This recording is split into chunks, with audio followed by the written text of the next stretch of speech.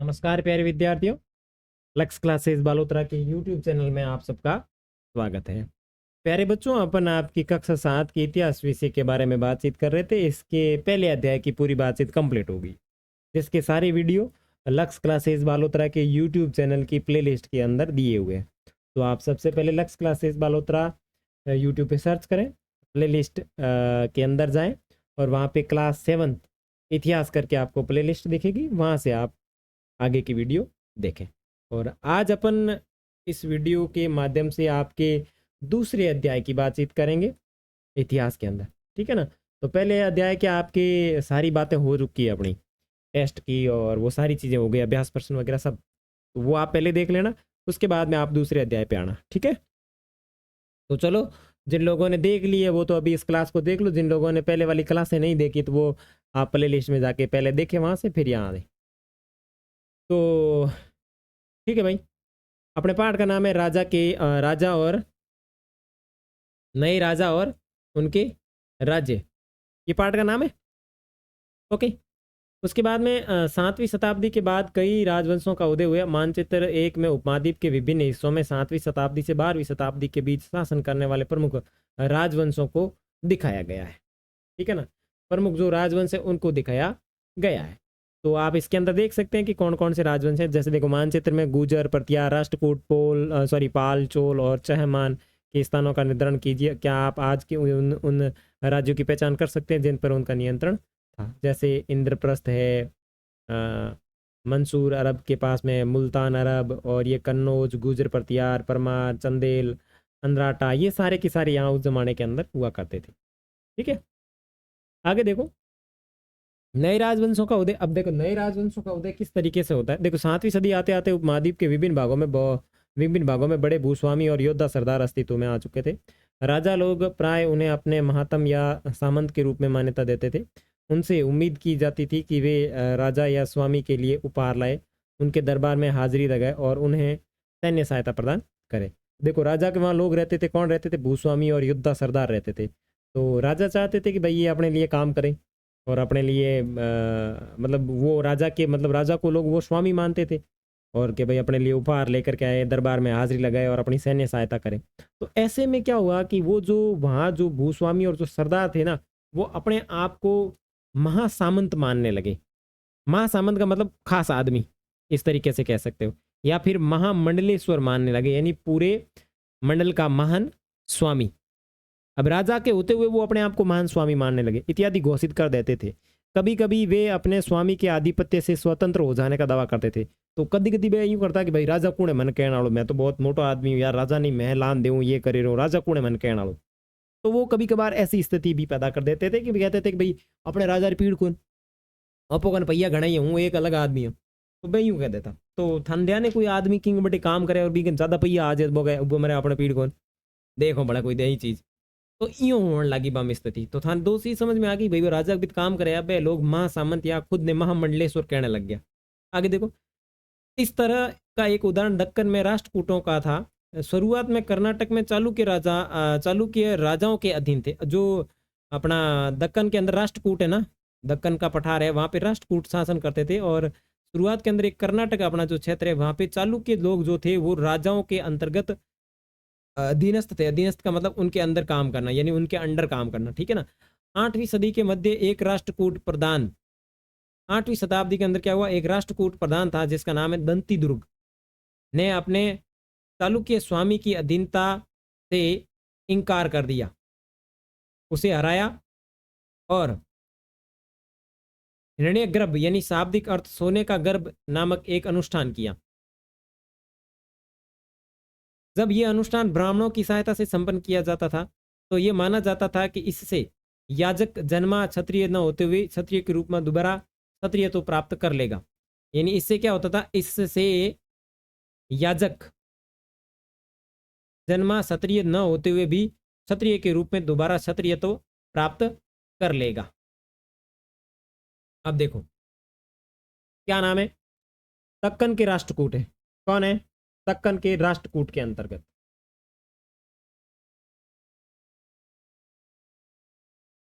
कौन सी चीज है? दक्कन के राष्ट्रकूट है, दक्कन के राष्ट्रकूटों का था और शुरुआत में वे कर्नाटक के चालुक्य राजाओं के अधीनस्थ थे। अब चालुक्यों के अंडर में काम करता, लेकिन 8वीं शताब्दी में एक व्यक्ति हो जके को नाम के हो, बिंग नाम हो दंती दुर्ग। ये नाम हो, क्या नाम था? दंती दुर्ग नाम था। क्या नाम था? दंती दुर्ग। और दंती दुर्ग ने क्या कहा कि भाई चालुक्य जो है मैं इनका अधीनता स्वीकार नहीं करूंगा, और उसने चालुक्यों को जो उनका चालुक्य जो स्वामी था उसको हराया, ठीक है ना, उसने हराया। और हिरण्य गर्भ एक अनुष्ठान होता है, यानी सोने का गर्भ, उसका अनुष्ठान किया। अनुष्ठान का मतलब होता है यज्ञ किया, और उस यज्ञ में ये होता था कि कोई भी जन्मा व्यक्ति क्षत्रिय न होते हुए भी वो क्षत्रिय के रूप में दोबारा क्षत्रियता प्राप्त कर लेता था। तो आपको ध्यान रखना है कि हिरण्य गर्भ जो अनुष्ठान है वो किसने किया? तो दंती दुर्ग ने किया था, राष्ट्रकूट दंती दुर्ग ने किया था। कुछ अन्य उदाहरणों में उद्यमी परिवारों के पुरुषों ने अपनी राजशाही कायम करने के लिए सैन्य कौशल का इस्तेमाल किया। मिसाल के तौर पर कदम्ब, मयूर श्रमण और गुजर प्रतिहार हरिचंद्र ब्राह्मण थे, जिन्होंने अपने परंपरागत पेशे को छोड़कर शस्त्र को अपना लिया और क्रमशः कर्नाटक और राजस्थान में अपने राज्यों को सफलतापूर्वक स्थापित किया। तो अब बात करें कि भाई कौन से ऐसे लोग हैं जिन्होंने अपना राज्य धर्म छोड़ करके क्या किया, तो देखो मिसाल के तौर पर बात करें तो कदम, मयूर शर्मण और गुजर प्रतिहार हरिचंद्र ब्राह्मण थे, जिन्होंने अपने परंपरागत पेशे को छोड़कर शस्त्र को अपना लिया और क्रमशः कर्नाटक और राजस्थान में अपने राज्य सफलतापूर्वक स्थापित किए। उसके बाद में देखो राज्यों में प्रशासन। नए राज्यों में से कई इकाइयों ने महाराजा धीराज, यानी राज्य जो नए नए स्थापित हुए उनमें से कई राज्यों ने महाराजा धीराज यानी राजा के राजा और त्रिभुवन चक्रवर्ती यानी 3 भुवनों का स्वामी और इस तरह की अन्य भारी भरकम उपाधियां धारण कर ली। अब जितना ही राजा बनना था अपने आप नहीं, मोटा मोटा उपाधि टेकता, महाराजा धीराज फलान सिंह, तो इसका मतलब हुआ कि हूँ राजाओं को राजा। तो ऐसे बैठे बैठे क्या हुआ, कई लोग आपस में लड़ लेते थे, भाई आप मैं राजाओं का राजा, तू कैसे राजा का राजा हुआ, और या फिर कुछ कहते थे त्रिभुवन चक्रवर्ती, तो 3 भुवनों का स्वामी, और इसी तरह की अन्य भारी भरकम उपाधियां धारण करी।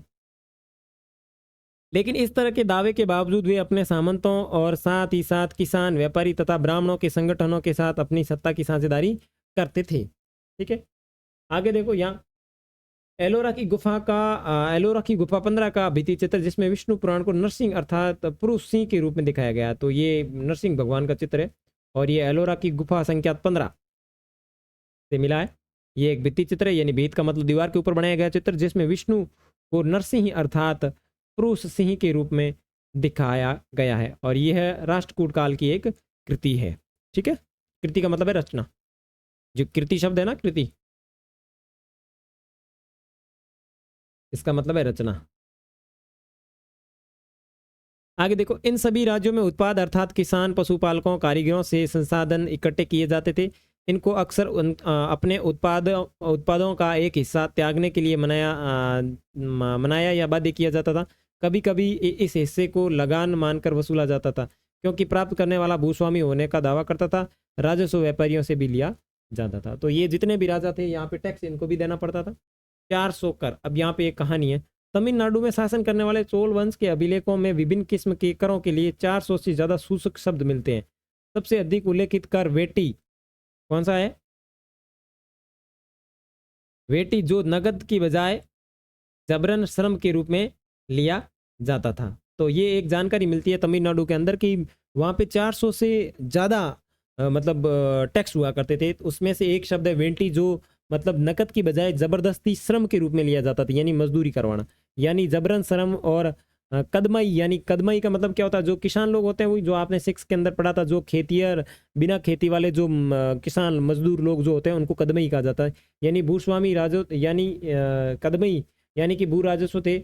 और भवन मकान पर छाजन डालने पर लगने वाला कर, खजूर, देखो कैसे कैसे करते हैं कि मकान के ऊपर आपने अगर छाजन डाला है तो आपको कर देना पड़ेगा।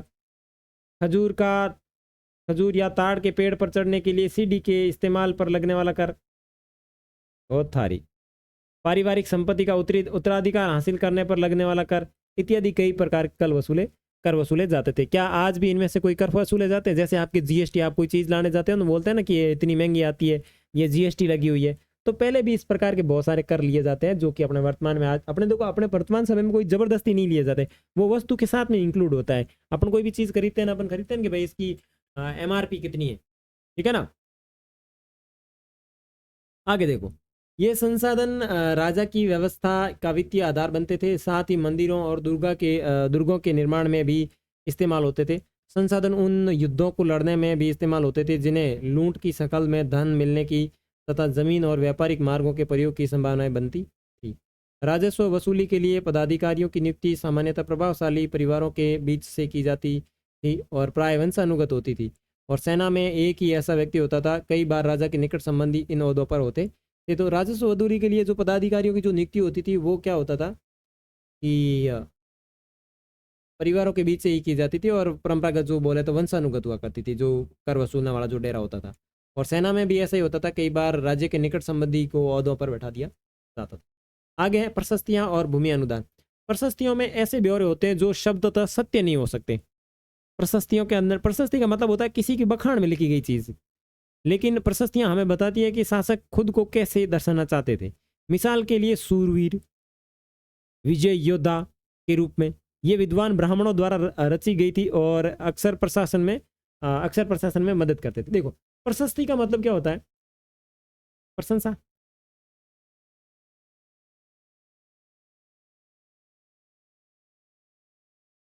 क्या करना? प्रशंसा करना। प्रशस्ति और भूमि अनुदान। प्रशस्ति का मतलब है प्रशंसा करना, ऐसी चीजें जो प्रशंसा के अंदर लिखी गई हो उसे प्रशस्ति कहा जाता है, ठीक है। तो जैसे आज के ज़माने में आपको कोई फोटो मंगवाता है कि भाई सेल्फी भेजी तो थे भी मतलब फिल्टर लगाने भेजो, कौन भेजो। तो आज के ज़माने में अभी आपके पास ऐसा कोई है नहीं जो आपके बारे में प्रशस्ति लिखे, लेकिन पहले के ज़माने में ये होता था कि राजा महाराजा के आसपास लोग रहते थे, वो उनकी बखान के अंदर लिखते थे, साहब आपने क्या कार्य किया है, क्या बढ़िया हो, क्या हो, ये हो, फलाना ढिमकाना, ऐसे करते थे। तो वो प्रशस्तियाँ होती थी। तो यहाँ पे देखते हैं नाग भट्ट की उपलब्धियाँ। कई शासकों ने प्रशस्तियों में अपनी उपलब्धियों का बखान किया है। आपने पिछले साल गुप्त शासक चंद्रगुप्त की प्रशस्ति के बारे में पढ़ा है। संस्कृत में लिखी गई ग्वालियर, कहाँ से लिखी गई है? संस्कृत में लिखी गई ग्वालियर मध्य प्रदेश में पाई गई एक प्रशस्ति में प्रतिहार नरेश नागभट्ट के कार्यों का वर्णन इस प्रकार किया गया है। आंध्र सिंधु सिंध यानी विदर्भ यानी महाराष्ट्र का हिस्सा, आंध्र प्रदेश, और सिंधु का प्रदेश जो होता है उसे सिंध कहते हैं। विदर्भ का मतलब है महाराष्ट्र का एक हिस्सा, और कलिंग यानी उड़ीसा का एक हिस्सा के राजा उनके आगे तभी धाराशायी हो गए जब वे राजकुमार थे। ओहो, उन्होंने कन्नौज, कन्नौज किसका उपनाम है बताओ? उत्तर प्रदेश के शासक चक्र युद्ध को विजित किया। अब उत्तर प्रदेश का एक शासक था, चक्र युद्ध को विजित किया यानी उसको हराया। उन्होंने वंग यानी बंगाल का हिस्सा, अनार्थ यानी गुजरात का हिस्सा, मालवा यानी मध्य प्रदेश का हिस्सा, किरात यानी वनवासी, और तुरुष यानी तुर्क, और वत्स्य मत्स्य यानी दोनों उत्तर भारत के राज्य राजाओं को पराजित किया। ये किसके बारे में लिखी गई है? नागभट्ट के बारे में लिखी गई है। इस अभिलेख में उल्लेखित इलाकों में से कुछ को मानचित्र एक में ढूंढने की कोशिश करें। दूसरे राजाओं ने भी इसी तरह दावा किए थे। आपके विचार में ऐसे दावे उन्होंने क्यों किए होंगे? अब देखो, अपने आप को महान साबित करने के लिए इस प्रकार के वो दावे करते थे। आगे देखो, राजा लोग प्राय ब्राह्मणों को भूमि अनुदान से पुरस्कृत करते थे, और ये ताम्र पत्रों पर अभिलिखित होते थे जो भूमि पाने वाले को दिए जाते थे। देखो, अब ये राजा बखान करते थे इनकी, मतलब राजा की बखान करते थे ब्राह्मण लोग। तो ब्राह्मणों को क्या करते थे राजा? उनको पुरस्कार देने के लिए भूमि अनुदान करते थे। भूमि अनुदान का मतलब है दान देना उनके लिए, जो भूमि पाने वाले को दिए जाते थे, ठीक है। ये देखो इस तरीके से,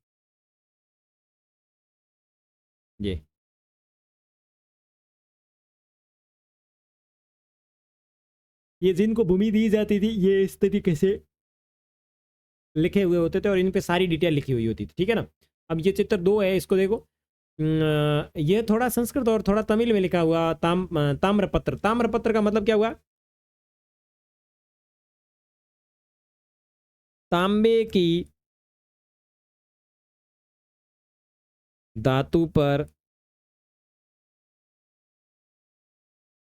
लिखा हुआ लेख।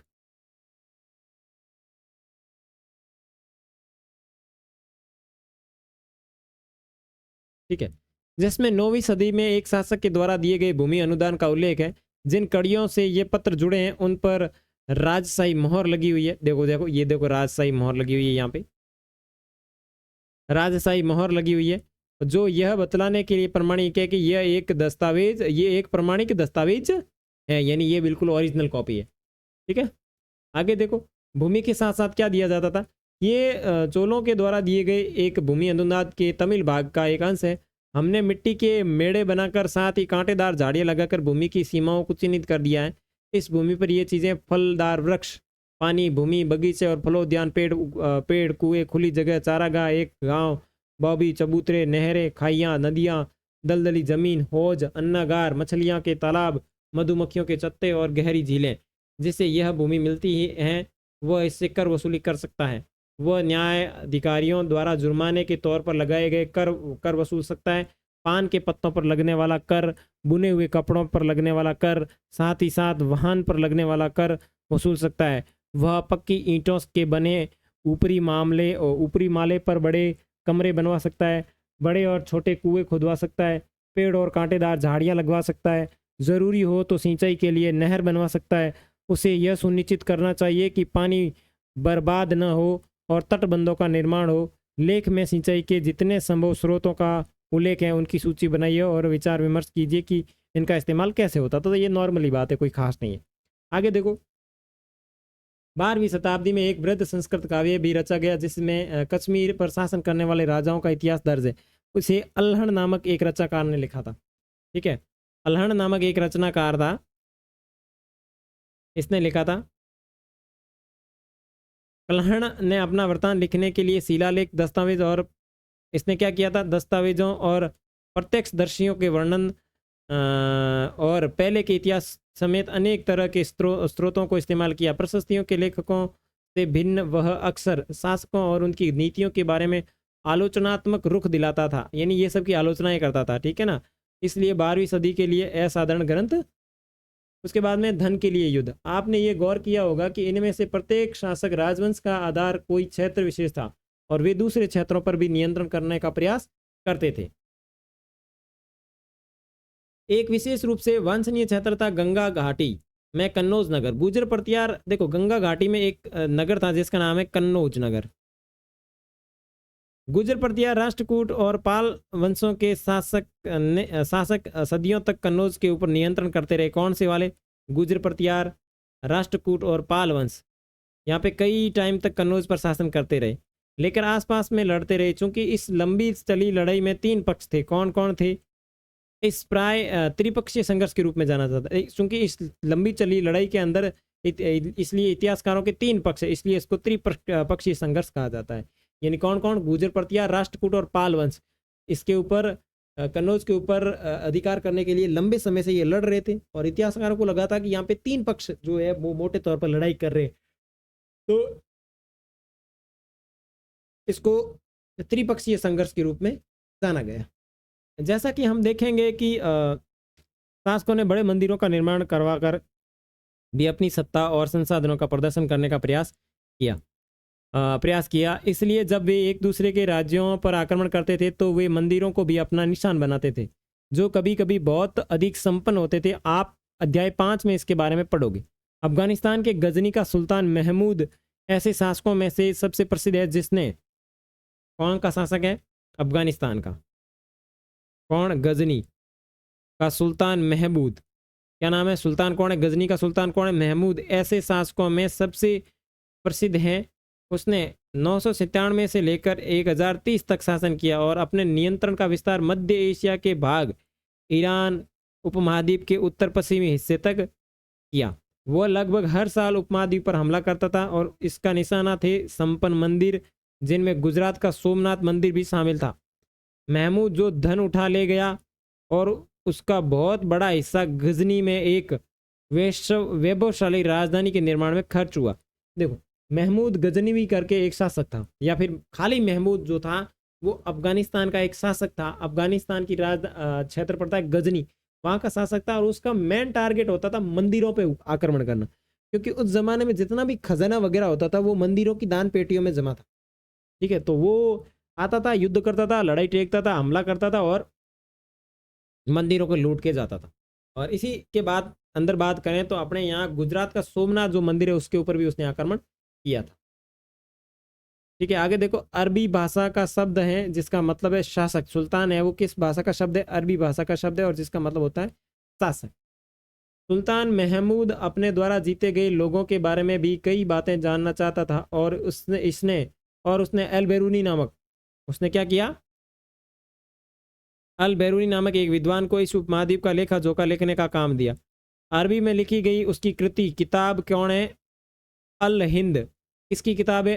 अल बैरूनी की है।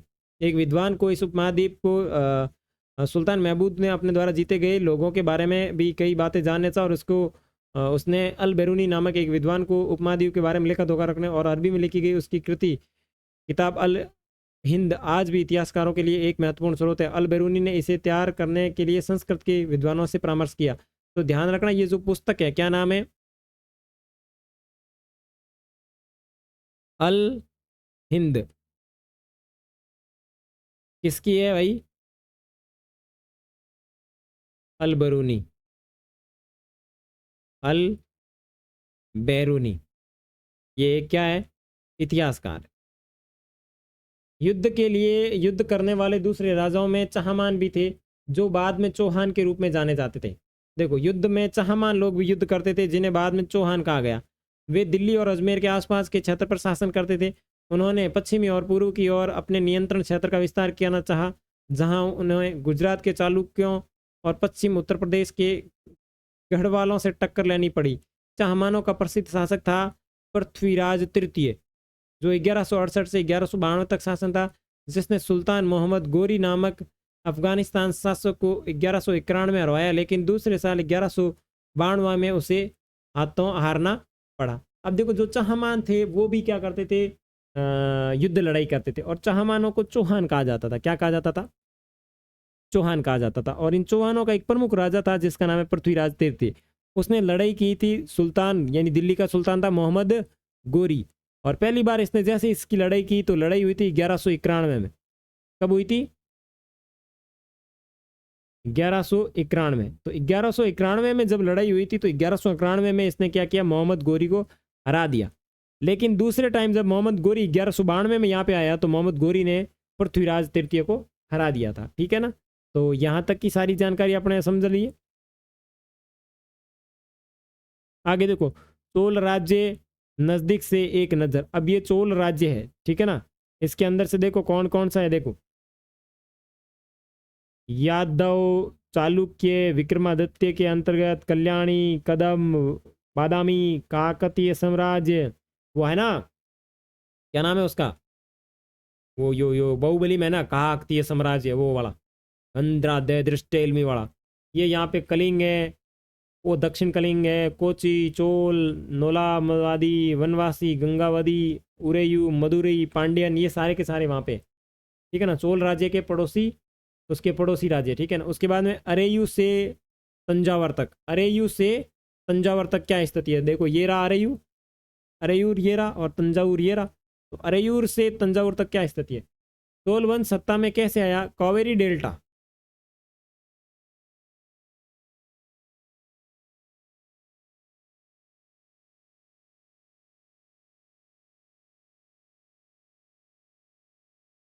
हाँ, चोल वंश सत्ता में कैसे आया? कावेरी डेल्टा।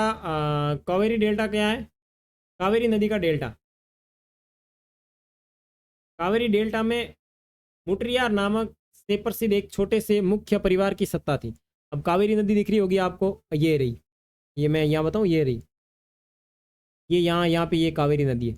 अब इस कावेरी नदी के अंदर एक डेल्टा पड़ता है। डेल्टा ही क्षेत्र मतलब जब नदी पानी के अंदर मिलती है तो वो पहले वितरिका में बढ़ जाती है, तो उसे बोलते हैं डेल्टा। कावेरी नदी के डेल्टा के अंदर एक मिनक रहता था। कौन रहता था? मिनक मतलब एक प्रसिद्ध परिवार रहता था जिसका नाम था मुट्रियार। छोटे से मुख्य परिवार की सत्ता थी और वे कांचीपुरम के पल्लव राजाओं के महातहत थे। यानी कांचीपुरम कहाँ पड़ता है इसमें? देखो, यहाँ इसमें दिया हुआ है कांचीपुरम। हम्म, यहाँ कांचीपुरम नहीं दिया हुआ है। तो ये जो मुट्रियार थे वो क्या होते थे? कांचीपुरम के पल्लव राजाओं के महातहत थे। मात मतलब उनके अंडर काम करते थे। उरियार के चोल वंशीय प्राचीन मुख्य परिवार कि विजयालय ने 9वीं सदी के मध्य मुटियारों को हराकर इस डेल्टा पर कब्जा कर लिया। अब ये कावेरी डेल्टा में मुटियार रहते थे, कांचीपुरम के पल्लव राजाओं के मातम थे, और यहाँ बीच में हुआ ये कि उरियार के सोलवंशी प्राचीन मुख्य परिवारों के विजयालय ने 9वीं सदी के मध्य मुटियारों को हरा दिया और इस डेल्टा पर कब्जा कर लिया। उसने वहां तंजावुर शहर और क्या बनाया, तंजावुर शहर और निशंभ सूदनी देवी का मंदिर बनाया। बड़ा गजब नाम है, निशंभ सूदनी देवी का मंदिर बनाया। अब यहां मैंने शायद देखा था निशंभूदनी देवी मंदिर, तो इसने यहाँ बनाया तंजावुर में। देख लो भाई, अपने ही बना देते, इसने बनाया नहीं। तो ये यहाँ पे इसने मंदिर बनाया, क्या नाम है, निशंभ सूदनी देवी का मंदिर बनाया। और विजयालय के उत्तराधिकारियों ने पड़ोसी इलाकों को जीता और इसका राज्य अपने क्षेत्र तक शक्ति और दोनों रूपों में बढ़ता गया। दक्षिण और उत्तर के पांड्यन और पल्लव के इलाके इस राज्य का हिस्सा बन लिए गए। और राज प्रथम जो सबसे शक्तिशाली चोल शासक माना जाता था, जो सबसे शक्तिशाली सोल शासक माना जाता था, 985 में राजा बना और इसी ने इनमें से ज्यादातर क्षेत्रों पर अपने नियंत्रण का विस्तार किया। उसने साम्राज्य के प्रशासन का भी पुनर्गठन किया। राज के पुत्र, बड़े गजब के नाम, राज के पुत्र राजेंद्र प्रथम ने उसकी नीतियों को जारी रखा और उसने गंगा घाटी, श्रीलंका तथा दक्षिणी पूर्वी एशिया के देशों पर हमला किया। और इन अभियानों के लिए उसने एक जल सेना भी बनाई थी। तो उसने काफी मोटी जल सेना भी बनाई थी और इसके ऊपर उन्होंने आक्रमण करने शुरू कर दिए थे। ठीक है, आगे देखो, भव्य मंदिर और कांस्य मूर्ति। ठीक है, तो दक्षिण पूर्व एशिया के देशों पर हमला किया और इन अभियानों के लिए उसने एक जल सेना भी भेजी थी। और राजेंद्र प्रथम ने दक्षिण पूर्व एशिया के ऊपर हमला करने के लिए जल सेना भी भेजी थी। भव्य मंदिर और कांस्य मूर्ति, देखो इसमें इतना ज्यादा लोड लेने वाली कोई बात नहीं है, मैं आपको अच्छे से लिखवा दूंगा। ठीक है ना, ये बीच बीच में जो भी चीजें आ रही है तो वो मैं आपको लिखवा दूंगा ताकि आपके कोई किसी प्रकार का कंफ्यूजन नहीं रहेगा। पहले पार्ट में देखो ऐसी कोई लंबी चौड़ी डिटेल थी नहीं, ठीक है ना। और दूसरे पार्ट के अंदर जो आपकी डिटेल है वो मैं आपको लिखवा दूंगा, थोड़ी डीपली है, आपको मुझे लगता है समझ में थोड़ी मुश्किल से आएगी क्योंकि नए नए शब्द है और अलग अलग तिथियां आ रही है, तो वो आपको थोड़े मैं एडजस्टमेंट करके जब नोट्स बनवाऊंगा ना तब आपको लिखवा दूँ। ठीक है, भव्य मंदिर और कांस्य मूर्ति कला, राज और राजेंद्र प्रथम द्वारा, देखो राज और राजेंद्र प्रथम, अब राज और राजेंद्र प्रथम कौन है, यहाँ वापस राज प्रथम जो सबसे शक्तिशाली सोल शासक है, ठीक है ना। और राज का पुत्र है वो कौन है, राजेंद्र प्रथम, ध्यान रखना ये एक प्रसिद्ध सोल शासक है और इनका पुत्र है वो कौन है, राजेंद्र प्रथम। द्वारा बनाए गए तंजावुर और गंगई कोड चोलपूर्वम के बड़े मंदिर स्थापत्य और मूर्ति कला की दृष्टि से एक चमत्कार है। अब ये अपन चित्र देखेंगे मूर्ति के अंदर कि भाई गंगई कोड चोलपुरम ये मंदिर कहाँ है, कैसा है, किस तरीके से। तंजावुर के अंदर बनाया था, किसने बनाया था, राज के पुत्र और राजेंद्र प्रथम ने। चोल मंदिर अक्सर अपने आसपास विकसित होने वाली बस्तियों के केंद्र बन गए थे, ये शिल्प उत्पादन के केंद्र थे। ये मंदिर शासकों और अन्य लोगों द्वारा दी गई भूमि से ही संपन्न हो गए थे और इस भूमि की उपज उन सारे विशेषज्ञों का निर्वाह करने में खर्च होती थी जो मंदिर के आसपास रहते थे और उसके लिए काम करते थे, पुरोहित, मलाकार, बावर्ची, बेहतर। अब ये देखो ये रहा मंदिर, कितना भव्य मंदिर है भाई। संगीतकार, नर्तक इत्यादि, दूसरे शब्दों में मंदिर सिर्फ पूजा आराधना के स्थान नहीं थे, वे आर्थिक, सामाजिक और सांस्कृतिक जीवन के भी केंद्र थे।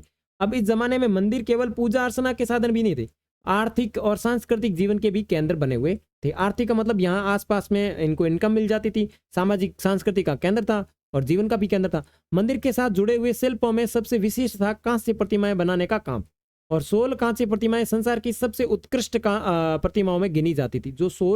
जो राज्य है, जो सोल जो लोग हैं उनके द्वारा जो मूर्तियां बनाई जाती थी कांसे की, वो बहुत ही उत्कृष्ट थी।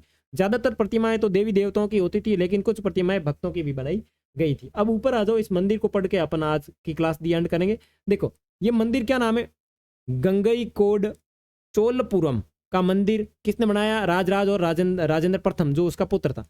मंदिर छत जिस तरह से क्रमशः पतली होती गई उस पर गौर करें।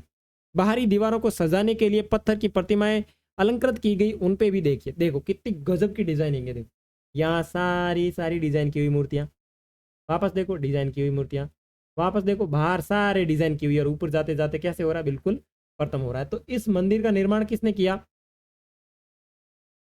राज और इनको पुत्र कौन है? राजेंद्र प्रथम।